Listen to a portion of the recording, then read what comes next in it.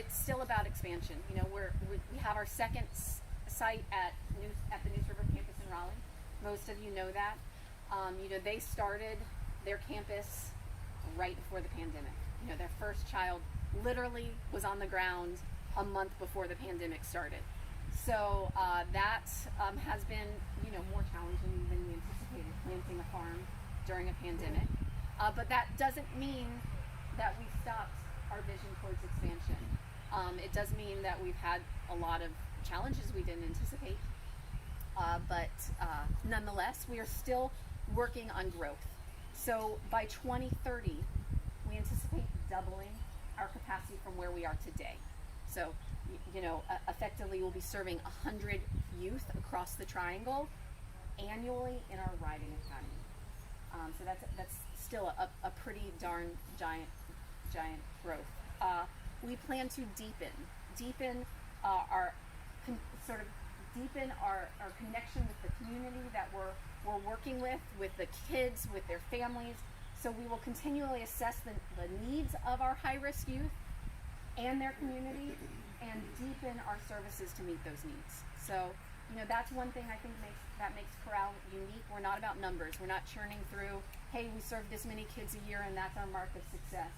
It's, did we actually make transformational life change in that child, in that family, in that community? And so sometimes that requires us to go deeper with our services rather than broader. The third goal is to amplify, to strategically amplify the voices of our communities. Many of our communities are historically marginalized communities whose voices are not heard in our community's narrative. And so part of that is operating at a level 6 of the Better Together framework. That means nothing to y'all, I know that, but we have connected with this wonderful consultant in the area over the last 3 or 4 years, and she has a model of what an organization looks like when an organization is embracing diversity, equity, and inclusion in such a way that honors differences, not just tolerates differences, not just acknowledges differences, but honors differences. And so we are working towards that level. The fourth focus over the next 10 years is excellence. I do believe that's what CORRAL is known for. Is, again, we don't just serve kids, check the box off and say we did that, but we have measures of success of, did we actually provide access to a bright future for that child? What do the numbers say? What does the data say?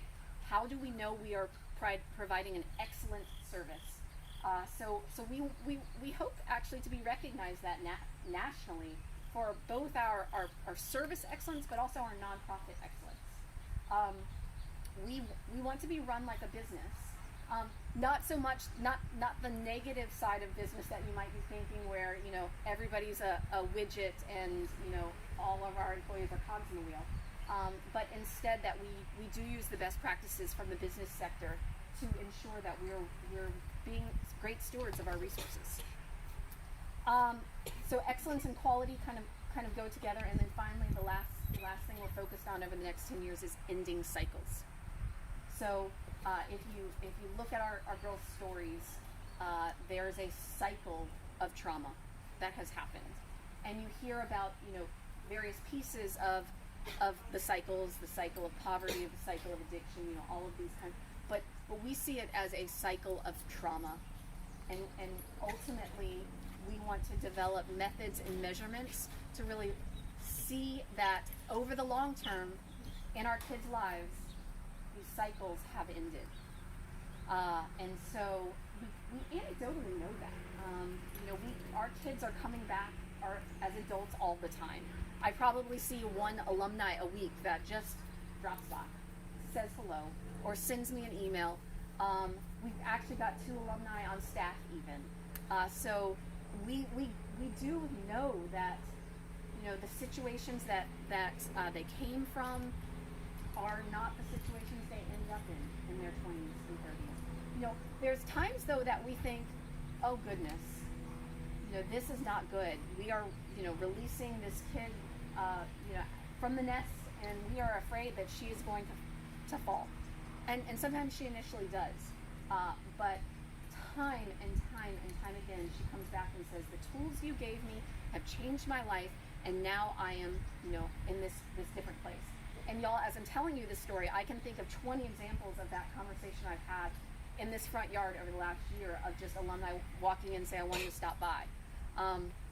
In our annual report, we've highlighted a kid that became homeless when she turned 18, and when she left the program, we thought we literally dropped her off at a homeless shelter, and thought, this is scary. Well, flash forward, she's here this week. 6 months later, she has her own apartment. She has a steady job. She's looking to get in school. She has all the skills she needs to be independent and successful. But long story short, as an organization, we want to provide you more than just anecdotes. We want to be able to tell you that all the resources you're pouring into this organization in terms of your time, talent, and treasure don't just make an impact for the short term, for the year, for the 2 years, for the 3 years they're here, but actually that we are seeing that intergenerational cycle end in our kids' lives.